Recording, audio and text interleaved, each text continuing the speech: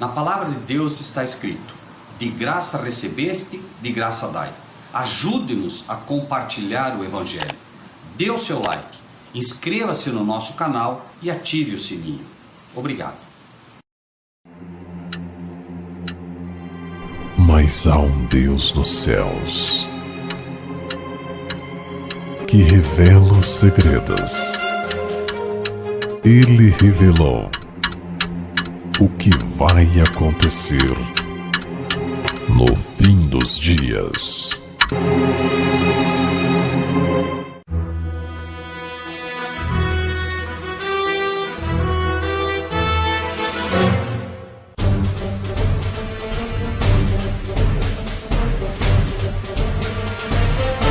Um sábado abençoado na companhia do Senhor Jesus.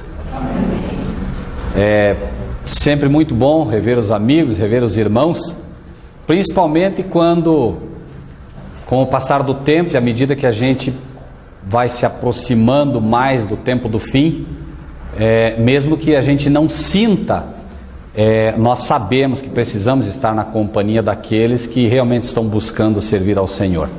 Somos protegidos assim também, uma vez que sabemos que a quantidade de anjos que estão presentes junto àqueles que servem a Deus sempre são bem maiores, e obviamente a segurança que o próprio Deus proporciona pela presença do seu Espírito, que também hoje é fundamental para a nossa vida no dia a dia. Eu não gosto de dar títulos aos sermões, mas se houvesse um título para esta pequena exposição hoje, acredito que seria erros de julgamento. E nós muitas vezes somos levados a, mesmo sem perceber, tomar imediatamente o julgamento quando vemos uma pessoa. Nós vemos uma pessoa e na mesma hora, no mesmo momento, começam a surgir algumas insinuações, algumas revelações e algumas opiniões formadas pela nossa cultura, formadas pelo inimigo que sugere coisas. Eu olho para uma pessoa e eu já fico imaginando, cada um com base na sua cultura, cada um com base no seu relacionamento, vai formar um pequeno julgamento em todos os aspectos, físico, espiritual e tudo mais.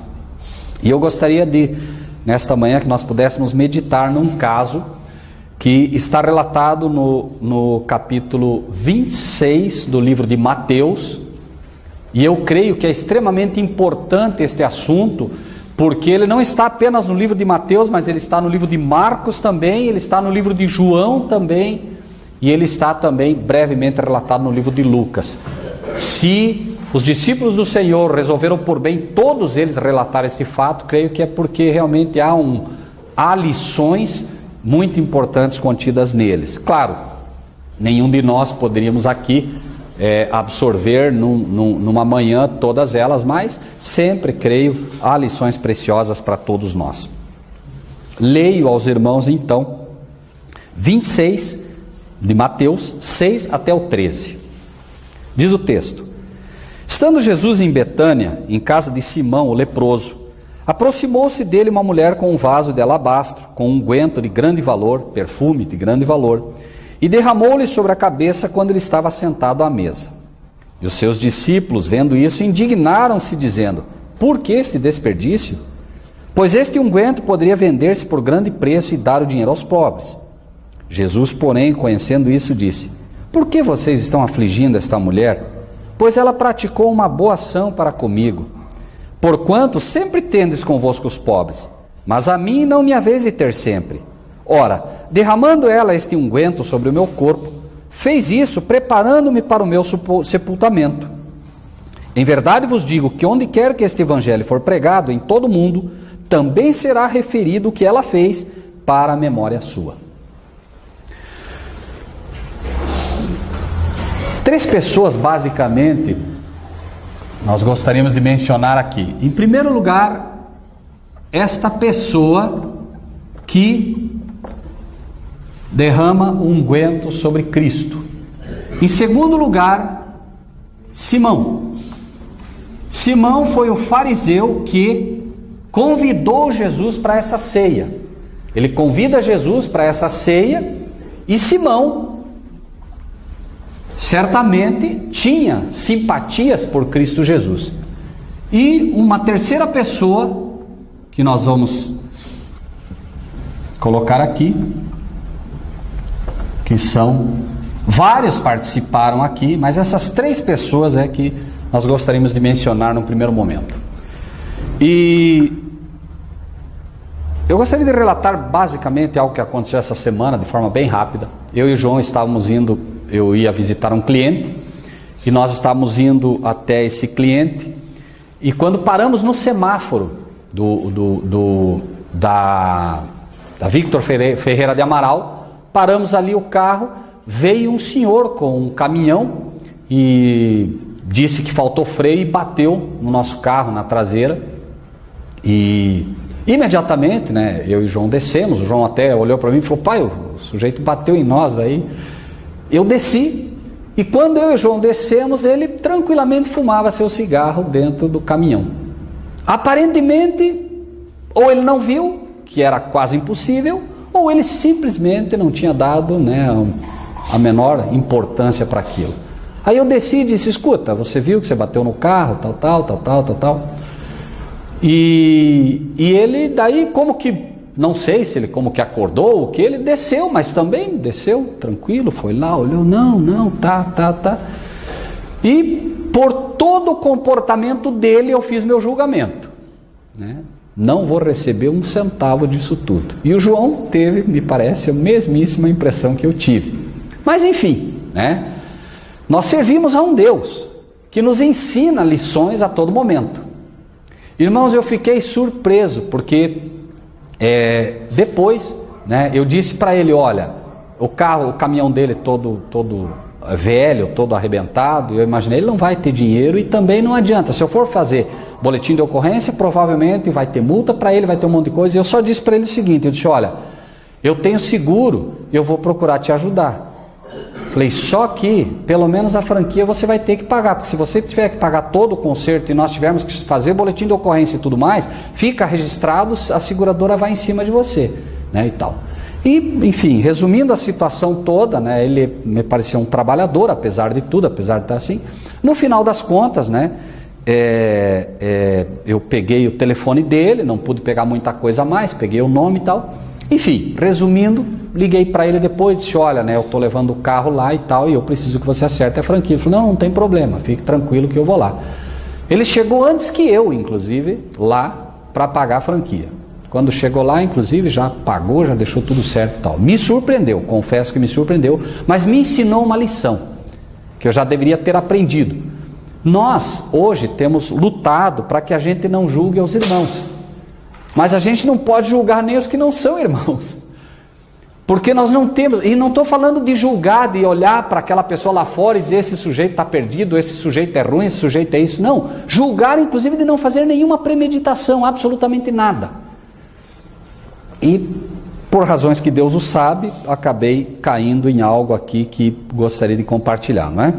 Diz o texto que Jesus estava em Betânia, em casa de Simão o leproso. O texto faz questão, a inspiração fez questão de colocar aqui que ele estava na casa de Simão o leproso, mas ele não era mais leproso.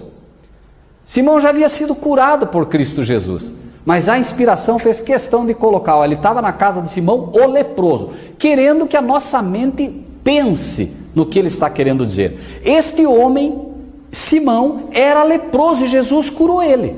Simão, então, era uma pessoa que ele se considerava discípulo de Jesus, não como um dos apóstolos que seguiam Jesus por onde ia, mas Simão era um discípulo porque, embora fariseu, ele havia assumido publicamente Cristo Jesus. Agora, ele, embora fariseu, e a ter assumido publicamente que ele era discípulo de Jesus, ele não havia sido transformado.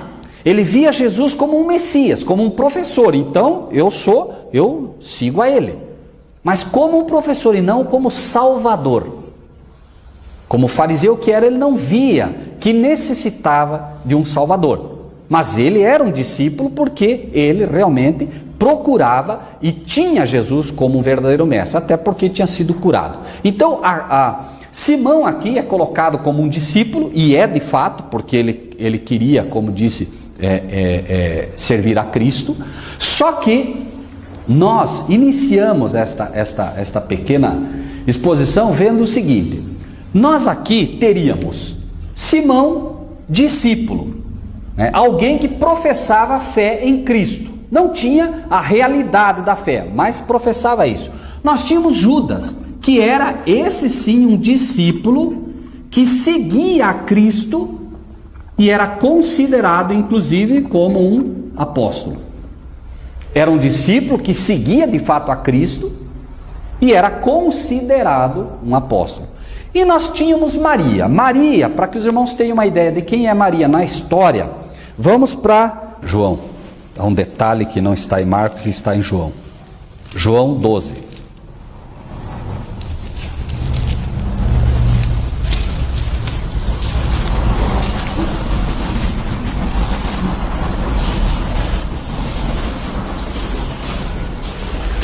O versículo 3, rapidamente, diz assim: Então Maria, tomando uma libra de unguento de nardo puro, de muito preço, ungiu os pés de Jesus e enxugou-lhe os pés com os seus cabelos, e encheu-se a casa do cheiro do unguento.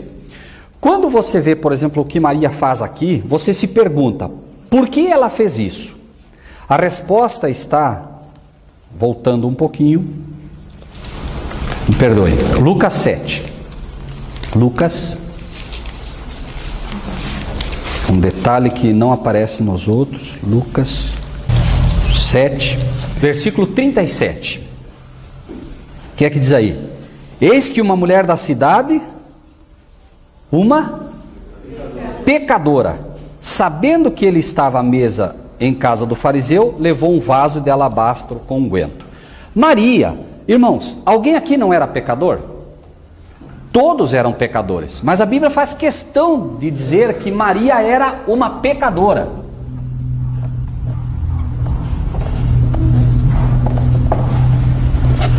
Claro, porque o pecado dela era um pecado gravíssimo, que era o pecado do adultério. Também havia sido perdoada, mas aqui apresenta como pecadora, mostrando tanto no caso dela quanto no caso de Simão, que coloca como leproso, para mostrar a lição que Cristo vai deixar mais à frente. Agora, irmãos, de forma assim bem rápida e simples, aqui, se nós fôssemos fazer qualquer julgamento como eles fizeram e como nós faríamos, era simples. Esse é um discípulo salvo. Esse é outro discípulo, não tanto como Judas, mas é um fariseu, é um homem que conhece profundamente a Bíblia, nem se discute, salvo. E se formos enumerar, esse aqui em primeiro lugar, porque ele anda com Cristo, por onde vai? Esse eu não tenho dúvida, esse, né? Em segundo lugar, Simão, que embora ele não tenha entendido ainda que Cristo é o Salvador, mas ele é um homem que estuda a Bíblia, está na igreja sempre, vai lá. Essa aqui eu não tenho dúvida, essa aqui ninguém precisa ter dúvida nenhuma, é uma pecadora, é uma adúltera, completamente perdida. Esse é o julgamento humano, né? E um julgamento que nós, se estivéssemos lá, faríamos. Nós não somos melhores do que aqueles que ali estavam, né? Agora diz o texto que, estando Jesus em Betânia, em casa de Simão leproso, aproximou-se dele uma mulher com um vaso de alabastro, com unguento de grande valor, e derramou sobre a cabeça quando ele estava sentado à mesa. Para aqueles que viram isso, uma mulher que chega, pecadora, uma adúltera, segundo a visão de todos que estavam ali, e derrama todo aquele perfume, por várias razões. Aquilo que foi feito ali era, aos que o viram, ridículo. Primeiro, pelo valor, era um valor altíssimo. Segundo, pelo ato em si. Você imagine você numa casa agora que você vai almoçar ou jantar, que aqui era uma ceia, era uma janta, e você vai na casa de alguém, existe alguém ali que, embora as pessoas se surpreendam com o seu comportamento, é considerado um ninguém. Jesus era visto inclusive pelos fariseus como uma pessoa, um malfeitor. Então está ali Jesus e alguém chega, uma mulher chega simplesmente e derrama uma quantidade grande de perfume, um perfume caro, sobre Jesus.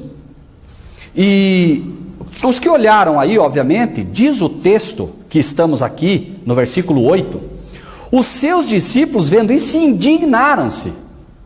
Eles não acharam apenas absurdo o que foi feito, mas ficaram bravos, inclusive, com aquilo que foi feito. Indignaram-se dizendo, por que este desperdício? Agora, irmãos,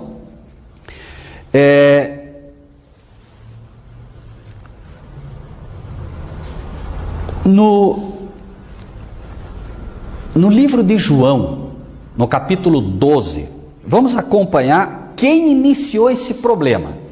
Porque os discípulos não estão aqui, exatamente, estão relatados, mas por que eles não vão fazer parte aqui, e sim Judas? João 12, versículos 4 a 6. João 12, 4 a 6. Por isso que a Bíblia faz questão de relatar em várias partes, porque você vai somando para poder entender. Aqui diz simplesmente os discípulos, mas o que diz aqui? 4 a 6. Então um dos seus discípulos, Judas, filho de Simão, o que havia de traí-lo, disse, por que não se vendeu este unguento por 300 dinheiros e não se deu aos pobres? Ora, ele disse isso não pelo cuidado que tivesse dos pobres, mas porque era ladrão e tinha a bolsa e tirava o que ali se lançava. Quem começou o problema então? Quem foi que fez o primeiro julgamento? Quem já julgou e já decretou a sentença? Judas. E Judas, por ser considerado um discípulo e um apóstolo, e que nós diríamos salvo exatamente, foi ouvido. Porque se fosse ela uma pecadora, eles não dariam bola. Mas Judas era um apóstolo. Era um, entre aspas, ministro, era um pregador da verdade. E quando ele diz, começa agora. João aqui se antecipa ao problema e Mateus simplesmente mostra a história um pouquinho à frente. Judas começa, murmura, olha, por que não se vendeu? Pô, Jeff, que negócio é esse? Como é que o cara vai fazer uma coisa dessa? Quem sabe até numa linguagem mais, pesada. E começa o cutucão e começa o murmúrio e daqui a pouco eles estão levando isso para frente. E essa era a cena. Ela faz o que faz, inspirada por Deus. Jesus inclusive vai mostrar o que ela fez inspirada por Deus e começa. Isso é uma lição para a gente, porque, irmãos, por vezes nossos irmãozinhos, ou nossas irmãzinhas, os novos na fé, podem fazer coisas que a nós, que imaginamos que sabemos muito, podem parecer absurdas.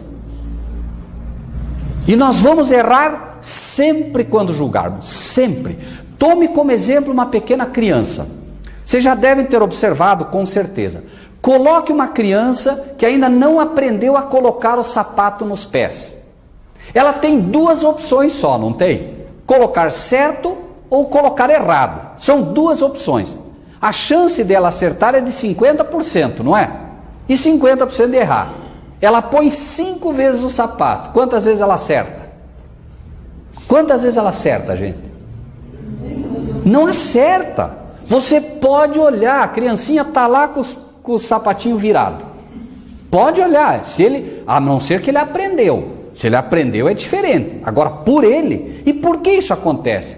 Porque o inimigo sempre vai trabalhar com o erro, e nós nascemos com o erro no coração. Nós precisamos, inclusive, primeiro que Deus tire tudo que está errado para depois pôr o certo. Se você ensinar logo uma criança a pôr o sapatinho, ela vai pôr certo. Agora, se você não ensinar, pode observar, dê para ela e não ensine, para ver como é que ela vai pôr. Vai pôr errado, porque o inimigo trabalha no erro, e o nosso próprio gene se alimenta do erro. E o Senhor foi claro quando disse, ele foi claro em relação a isso, dizendo que pode o leopardo tirar as manchas da sua pele? Não pode. Assim também vocês não podem fazer o bem sendo ensinados a fazer o mal. Nós somos ensinados a fazer o mal a cada segundo. Então o mal é o resultado natural do nosso coração. Por isso Deus não espera de você o bem. Você acha que Deus está esperando o bem de você? Não. Ele sabe, Ele falou para você, eu não estou esperando nada de bem de você. Eu sei que você não sabe fazer o bem. Eu sei. Você é ensinado a fazer o mal, mas eu te peço que me contemple, que trabalhe comigo. Eu vou fazer em você o que deve ser feito. E vai ser o resultado natural da minha ação no teu coração. A hora que você for pôr o tênis, você vai pôr correto, porque agora eu estou te instruindo. E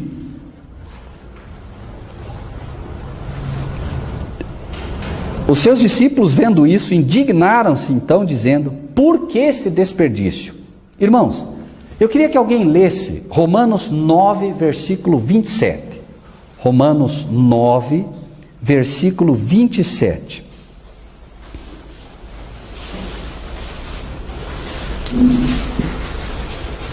Por favor, leia em voz alta quem for ler, para que possa aparecer na gravação. Romanos 9, 27.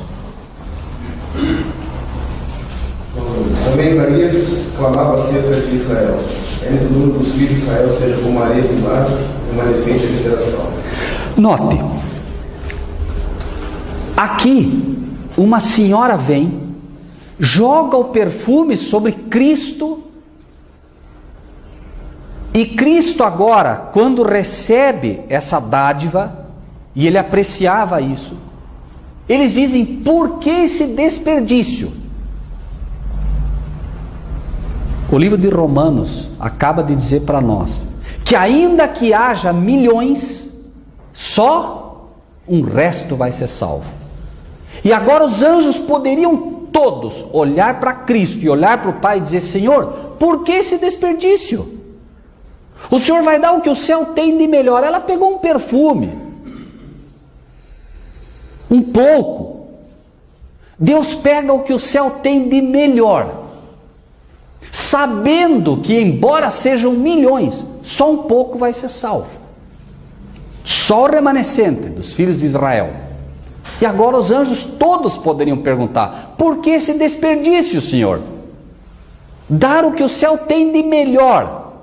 Cristo vir à terra, sofrer o que vai sofrer, ser pisado, ser cuspido, ser chicoteado, ser finalmente crucificado. Para que esse desperdício? Será que nós não conseguimos, Senhor, pegar um anjo mais ou menos ali que possa tentar fazer esse trabalho? Porque se não der também, Senhor, o Senhor tem milhões de planetas criados pelo Senhor. É uma poeirinha esse planeta Terra aí, só incomodou, só deu trabalho, Senhor. Continua dando trabalho. O Senhor tem que movimentar todo o céu para resgatar essas almas, Senhor, essa ovelha desgarrada que é o planeta Terra. E a resposta é: ainda que uma só alma viesse, eu faria tudo o que fez. Vejam como o homem julga tudo errado, irmãos. Imagine a pessoa ali olhando: e por que esse desperdício? Pois este unguento podia vender-se por grande preço e dar-se o dinheiro aos pobres. Jesus, porém, conhecendo isso, aqui está alguém que sabe julgar. Disse-lhes: por que afligis esta mulher? Eles começam a falar, o rumor vira um falatório, e a mulher agora, acreditem, Maria começa agora a meio que tentar até se esconder com vergonha do que fez, achando que havia errado, feito algo que não deveria ter feito, porque afinal de contas, todos, sem exceção, todos, menos Cristo, estão comentando. Então ela julga que, bom, se toda a igreja aqui presente, se os discípulos de Cristo estão dizendo que está errado, então eu devo ter feito uma confusão muito grande, fiz tudo errado. E Cristo, diz o texto aqui, conhecendo isso, note, Cristo toma na hora isso, porque ele conhece os corações de cada um, conhecendo Judas, conhecendo a situação como nenhum de nós conheceria, diz: por que vocês estão afligindo esta mulher? Por que vocês estão fazendo isso? Imagine o coração dessa mulher naquele momento, que já estava tentando sair escondidinha para ninguém mais ver. José de Arimateia e Nicodemos finalmente se entregaram a Cristo. Mas, irmãos, é curioso, porque José de Arimateia e Nicodemos só puderam comprar os perfumes, participar das próprias despesas de todo o funeral, quando Cristo estava morto. E, irmãos, uma coisa é interessante nesse mundo. Vocês já perceberam que toda pessoa depois que morre vira santa? O sujeito, ele é teu inimigo de morte. As pessoas não gostam dele, falam mal dele todo dia, mas morreu, ele virou santo. Quando ele está lá na sepultura, quando ele está lá no caixão, alguém fala mal do sujeito? Alguém vai lá na frente e diz, não, esse sujeito era um... Não falam. O sujeito virou um santo. O que tens de o fazer, faze-o em vida. Porque para a sepultura, que é para onde tu vais, não existe mais ódio, não existe sentimento, não existe mais nada. E havia ali uma prova interessante, irmãos, que estava. Lázaro estava presente. E as pessoas vinham, inclusive, por quê? Porque Lázaro tinha sido ressuscitado. E eles queriam ver o que Lázaro viu quando morreu.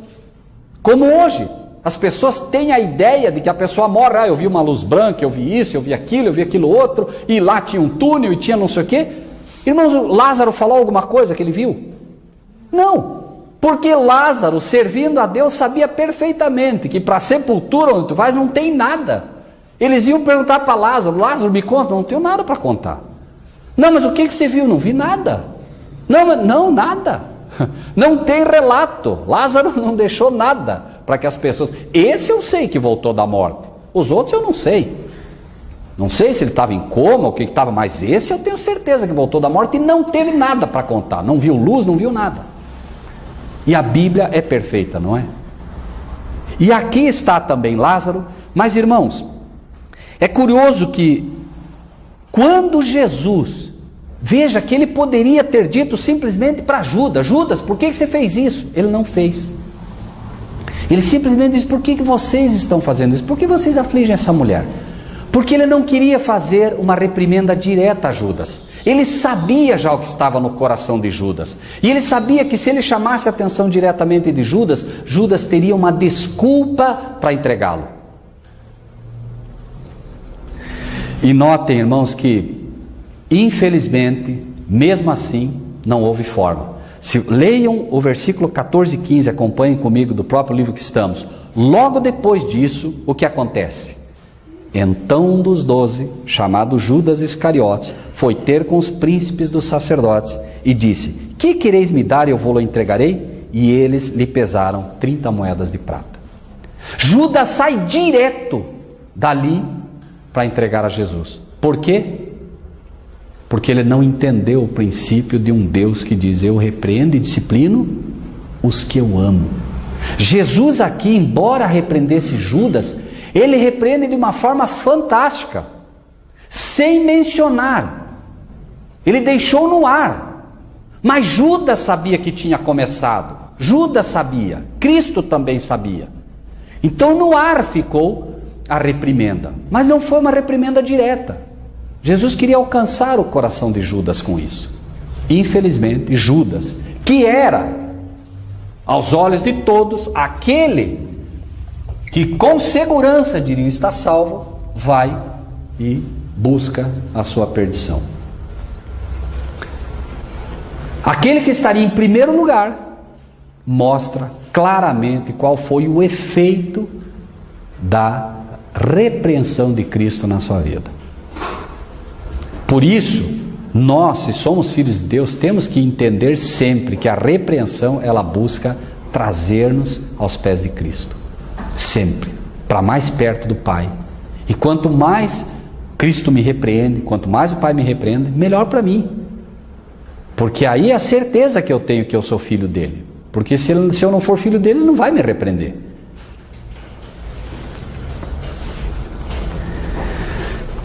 Porque sempre tendes convosco os pobres, mas a mim não me haveis de ter sempre. Jesus já estava tentando mostrar para eles que era uma questão de tempo agora. E ele ia morrer. E ela estava fazendo algo ali em vida. Tinha valor, havia uma boa ação que ficaria registrada. Ora, derramando ela este unguento sobre o meu corpo, fez isso preparando-me para o meu sepultamento. Vejam, irmãos, ela, inspirada por Deus, ela faz algo que ela mesma nem imaginava o que era. Ela não sabia que ela estava preparando ele para a sepultura. Mas Jesus deixou isso claro. Irmãos, uma boa ação que você faz não tem como esconder. Por mais, você pode tentar esconder. A Bíblia diz, não saiba tua mão, o quê? Tua mão o quê? Não saiba tua mão direita o que faz tua mão esquerda. Mas, notem, irmãos, como isso é interessante na questão do Evangelho. Por que você não precisa saber disso? Porque vai ficar latente o que foi feito. Vamos para o livro de Marcos, capítulo 4. Desculpe, Marcos capítulo 14.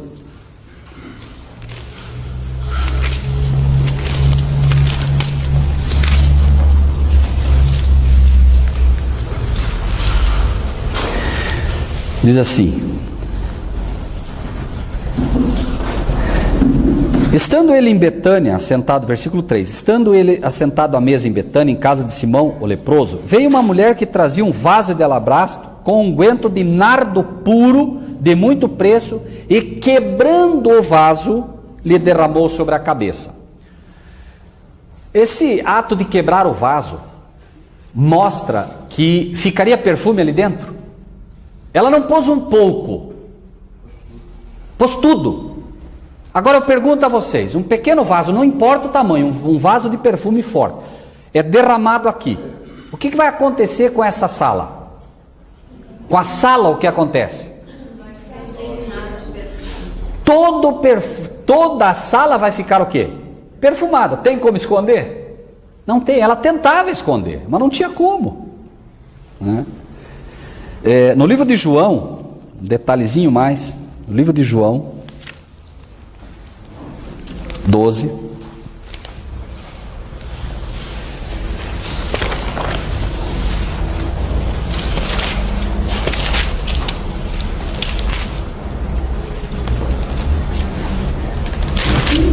diz, versículo 3, fica mais claro para todos nesse detalhe. Então Maria, tomando uma libra de unguento de nardo puro de muito preço, ungiu os pés de Jesus, enxugou-lhe os pés com seus cabelos e, o que diz ali? Encheu-se a casa do cheiro do unguento. A casa toda ficou cheia do cheiro do unguento. E irmãos, cheiro do perfume. Quem é o perfume? A Bíblia diz, quem é o verdadeiro perfume? Jesus Cristo é o verdadeiro perfume, né? E irmãos, nesta obra que ela faz, Jesus depois diz assim, ó: em verdade vos digo que onde quer que este evangelho for pregado em todo o mundo, também será referido o que ela fez para a memória sua. A obra que você faz em vida, obviamente, né, não tem como esconder. Você não precisa dizer.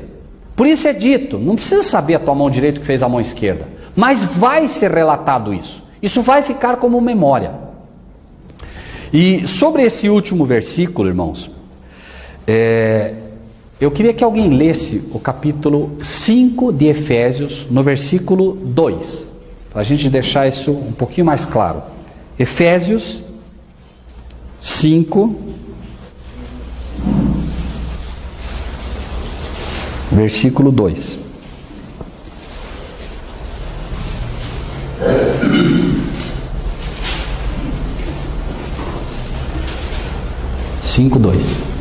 E andai em amor, assim como Cristo também nos amou e se entregou a si mesmo por nós, como oferta e sacrifício a Deus, em odor de suavidade.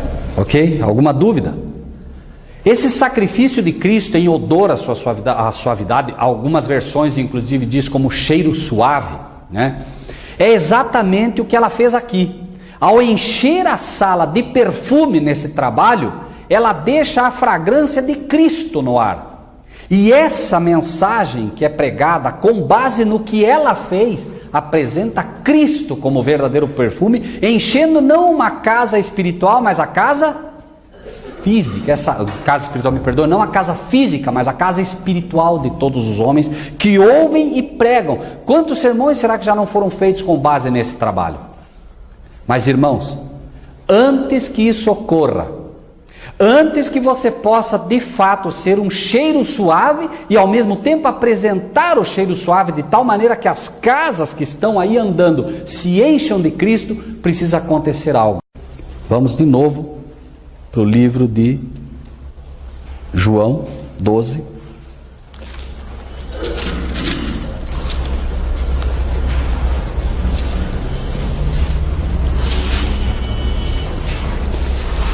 Versículo 3.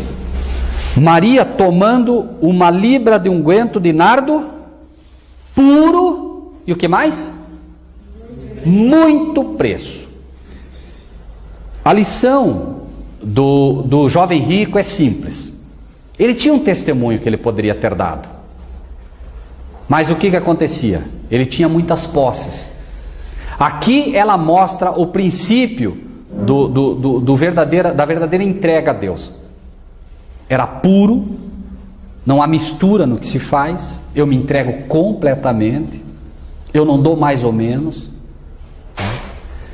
e não importa o preço, não importa o preço.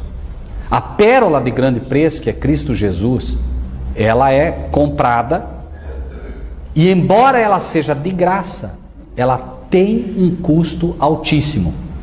E essa entrega, para nós, ela vai ser cobrada. Eu não posso me entregar mais ou menos. E uma outra coisa que precisa acontecer, está no livro de Lucas,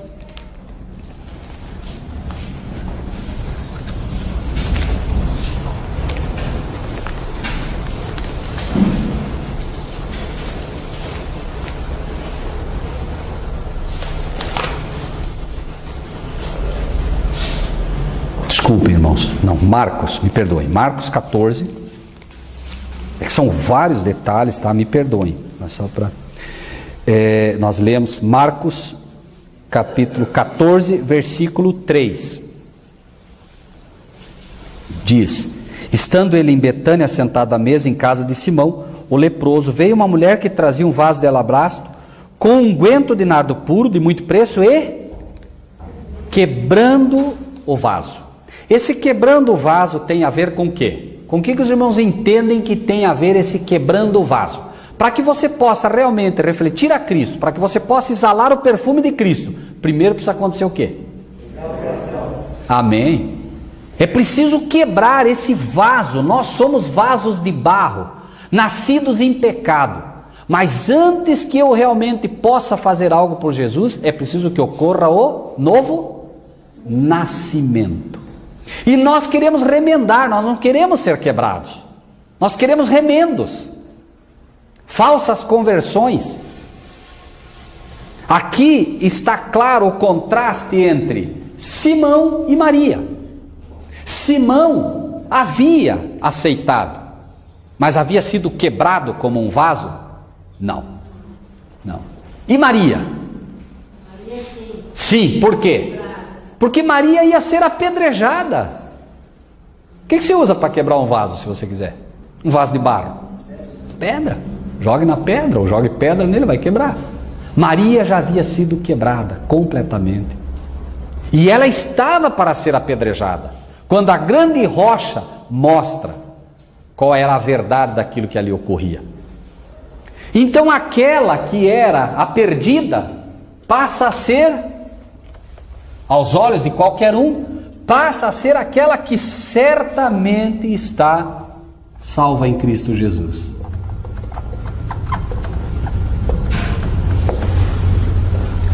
E este?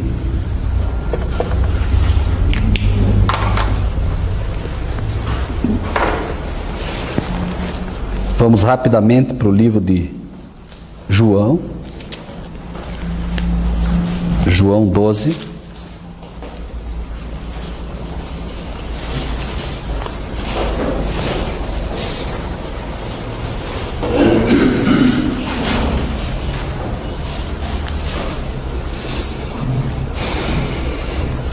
Versículo 9 e 10.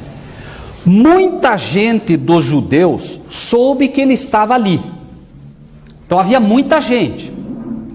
E foram não só por causa de Jesus, mas também para ver a Lázaro, a quem ele ressuscitara dos mortos. Por isso falei para vocês da questão de Lázaro. Eles queriam saber de Lázaro também, escuta Lázaro. Por isso que os fariseus depois decidiram matar Jesus, mas decidiram matar Lázaro também. Se nós matar Jesus, fica Lázaro como testemunho, não vai adiantar nada, nós temos que mandar matar Lázaro também. Notem onde o pecado vai. Cristo traz da sepultura uma pessoa e os pastores da época, não, vamos matar de novo.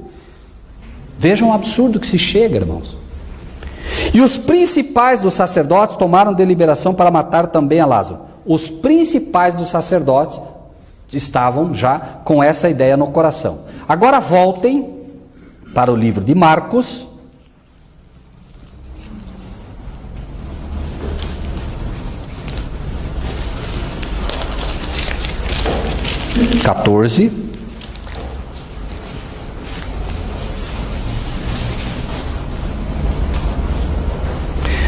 Versículo 3, de novo.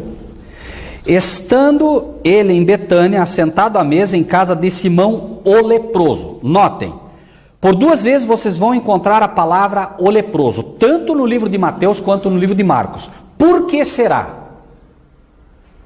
Por que é repetido isso? Há uma lição que Deus quer trazer também em relação a Simão, que está de uma forma mais forte no livro de Lucas, capítulo 7. E com isso encerramos. Lucas 7.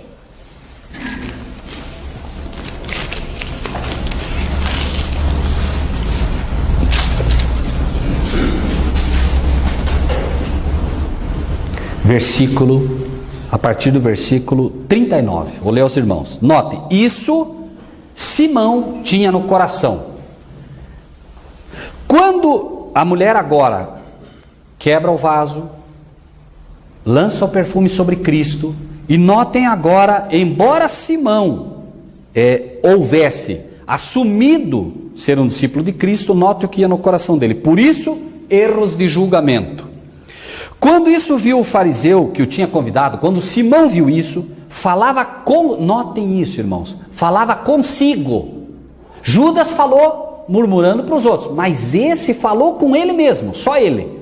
Falava consigo dizendo, se esse fosse profeta, bem saberia quem e qual é a mulher que ele tocou, pois é uma pecadora. Um professo discípulo de Cristo havia sido curado da lepra, por 2 vezes a palavra de Deus faz questão de dizer que era um leproso, né? E uma pergunta simples, irmãos. Jesus cura, por isso nosso juízo. Jesus cura ela do adultério. Mas cura Simão do que, irmãos? O que era pior, irmãos, aos olhos de todo mundo? Um fariseu com lepra, irmãos. Porque uma pecadora, quando ela tinha um problema, ela era pecadora, era uma adúltera. Mas a lepra, quando alguém tinha uma lepra, não só fisicamente, alguém morre de adultério fisicamente? Não, mas a lepra mata. Não só o homem ia morrer fisicamente, mas ainda era visto como um pária da sociedade, porque não se atribuía a lepra a qualquer coisa. O homem era um sujeito muito pecador para ter lepra. Era considerado um juízo de Deus imediato. Terrível. E olha agora a sabedoria de Cristo. Esse está julgando ela, está julgando a Cristo, e diz, se ele fosse profeta, ele saberia quem é e qual a mulher que ele tocou, pois é uma pecadora. Um homem que havia sido perdoado por Cristo Jesus e curado da lepra, irmãos. Respondendo, por isso, irmãos, eu nunca vou cansar de dizer aos irmãos, muita atenção nas palavrinhas. O texto aqui diz, respondendo, Jesus disse, mas respondendo o quê? Ninguém fez pergunta nenhuma. Alguém fez pergunta aqui? Mas Jesus estava respondendo para quem? Uma pergunta que não foi feita. Uma acusação que estava no coração. E Jesus, por isso, esse sabe julgar. Jesus respondendo disse, Simão, note, com Judas ele não fala. Não diz Judas, Ele sabia. Aqui ele usa o nome, por quê? Porque ele podia falar para Simão, porque os outros não sabiam o que estava no coração de Simão. Então ele diz: Simão, uma coisa eu tenho a te dizer. E ele disse: dize-a, mestre. Note aqui Cristo tentando resgatar, tentando trazer de volta, que é o que nós temos que aprender a fazer, irmãos. Nossa irmãzinha está indo no baile, nossa irmãzinha, o irmãozinho está fazendo isso de errado. Irmãos, vamos resgatá-lo, irmãos. Vamos aprender com Cristo como é que se trabalha. Ele precisa de ajuda, ela precisa de ajuda. Vamos usar o tato que só o Espírito de Deus pode dar para trabalhar. Isso, irmãos, eu não digo que eu tenho que aprender também. Vamos todos aprender juntos, mas notem, irmãos, que fantástico. Simão, eu tenho uma coisa a dizer para você, Simão. Um certo credor tinha 2 devedores. Um devia 500 dinheiros e o outro 50. Quem devia 500 aqui, irmãos? Quem devia? Claro, Simão devia 500, ela devia 50. Simão, presta atenção. Você deve, Simão, 10 vezes mais, no mínimo, Simão. 100 vezes mais, no mínimo, Simão. Você deve muito mais, Simão. Mas tudo isso foi dito como o profeta Natã para Davi, uma espécie de parábola, onde ele podia entender, sem que ele se sentisse acusado por Cristo, porque ele não gostaria de uma repreensão pública. E não tendo eles com que pagar, nenhum dos dois pode pagar. A dívida que ele tinha com Cristo não podia ser paga, e nem ela, não se pode pagar. A salvação, porque a libertação ali não era da lepra, fisicamente não era o grande problema, a libertação espiritual que é a mais importante, e é que nós buscamos. E não tendo eles com que pagar, perdoou-lhe a ambos. Dize, Simão, qual deles vai amar mais? Simão, quem é que deve me amar mais? Você ou ela? Quem deve me amar mais, Simão? Era isso que estava nas entrelinhas. E Simão agora: Senhor, tenho para mim, Senhor, até com medo que isso ficasse público, né? Tenho para mim, Senhor, porque era um fariseu, era um homem que devia conhecer isso tudo. Tenho para mim, Senhor, que aquela é aquele a quem mais perdoou. E Jesus agora conquista o coração dele. Julgaste bem. Jesus fez ele ver que a sentença ele mesmo ia proferir, não Cristo. Ele próprio, Simão, ia colocar a sentença para ele mesmo, como Davi fez. Ele disse: julgaste bem, mas Simão na hora já sabia qual era a sentença. Esse sou eu, não é, Senhor? Né? Ele sabia. Voltando-se para a mulher, disse a Simão: vês tu esta mulher? Entrei em tua casa e não me deste água para os pés, mas esta regou-me os pés com lágrimas e me enxugou com seus cabelos. Não me deste ósculo, mas esta, desde que entrou, não tem cessado de me beijar os pés. Cristo, irmãos, amava o lar de Lázaro. Cristo quer amar os nossos lares. E acredite, cada ato que se faz é sentido por Ele. Mas como é sentido por Ele? Quando fizeste a um desses pequeninos, a mim o fizeste.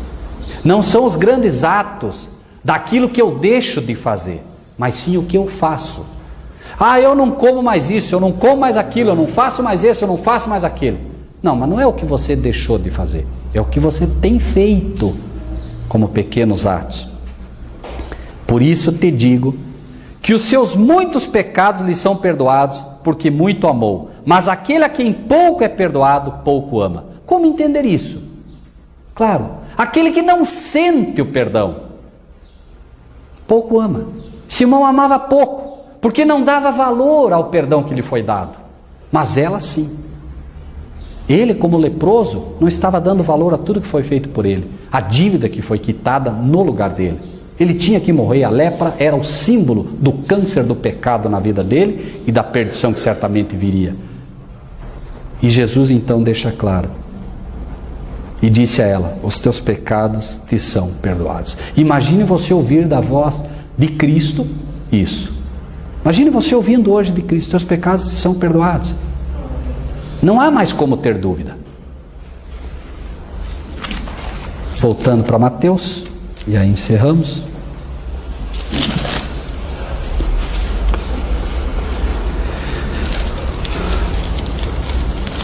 Em verdade vos digo que onde quer que este evangelho for pregado em todo o mundo, também será referido o que ela fez para a memória sua. Irmãos, qual foi a primeira pessoa que foi tocada pela história ou pelo ato de Maria? Simão. Foi a primeira pessoa tocada, porque Jesus usou o quê?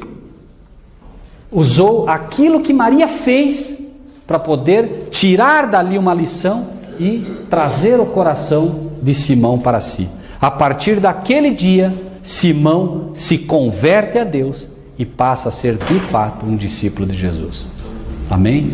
E essa história, este perfume, irmãos, ele tem se espalhado. E se nós pudermos contemplar aqui a lição, claro, são muitas, mas a lição básica de como resgatar uma alma e de como Cristo vai insistir o tempo todo, trazendo as pessoas com amor, penso que já terá valido a pena, pelo menos essa pequena explanação. Que Deus nos abençoe grandemente, irmãos, para que nós possamos entender que este perfume de Cristo, ele deve não encher apenas esta igreja, não encher apenas as nossas casas, mas ele deve encher o nosso coração. E nós entendermos, irmãos, que por vezes um grande ato, mal entendido, mal interpretado, é aquele que vai ser usado por Cristo. E isso vai acontecer um dia quando nós estivermos no céu. Não se surpreendam, é fato. Os anjos vão perguntar para a irmã Lúcia, vão perguntar para a irmãzinha, vão perguntar para o irmão, vão querer saber da história nossa aqui. Mas eles já conhecem, mas eles querem ouvir de novo. E será contada histórias que nós vivemos e que participamos, que nós nem tivemos ideia de coisas que foram feitas. Pessoas que estarão no céu, que foram vitimadas, entre aspas, pelo perfume que um dia exalamos, porque estávamos conectados a Cristo Jesus. Que Deus nos abençoe grandemente, irmãos, para que a cada dia, se mais não pudermos fazer, termos apenas em mente isso, que nós somos o perfume de Cristo nesta terra, quer queiramos, quer não. E se de fato o nosso vaso for quebrado dia a dia, quebrando nosso orgulho, quebrando essa nossa falta de humildade diária, com certeza, sim ou sim, pessoas serão afetadas por ele. Amém? Vamos orar? Bondoso Deus e Pai, agradecemos ao Senhor imensamente por Tua providência, por Teu amor. Te pedimos que o Senhor grave em nossos corações a Tua palavra.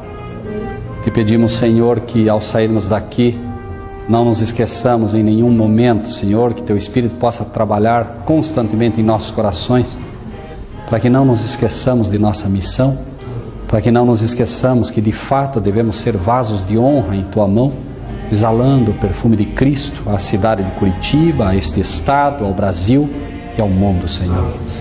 Possa o Senhor ser honrado em nossos lares, assim como o Senhor era honrado no lar de Lázaro, a quem o Senhor amava profundamente, e as irmãs, e que o nosso lar de fato seja um local onde o Senhor gosta de ficar, que Teus anjos gostem de ficar, e que ali, Senhor, também o perfume Seu possa ser sentido. Toma-nos em Tuas mãos, dá-nos, Senhor, um restante de sábado cheio da Tua presença, e que todos nós possamos, Senhor, estar também com o coração voltado ao nosso amado irmão Ricardo, que neste dia, Senhor, sofre, que ele possa ser consolado por Ti, sabendo, Senhor, que no final, ainda que não entendamos, todas as coisas colaboram para o bem daqueles que Te amam. Toma-nos em Tuas mãos, nós Te pedimos e agradecemos por Jesus nosso Salvador. Amém.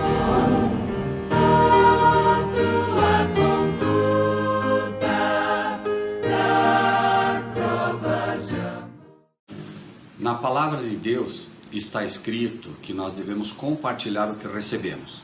Assim, se você gostou desse vídeo, dê o seu like, inscreva-se no nosso canal e ative o sininho.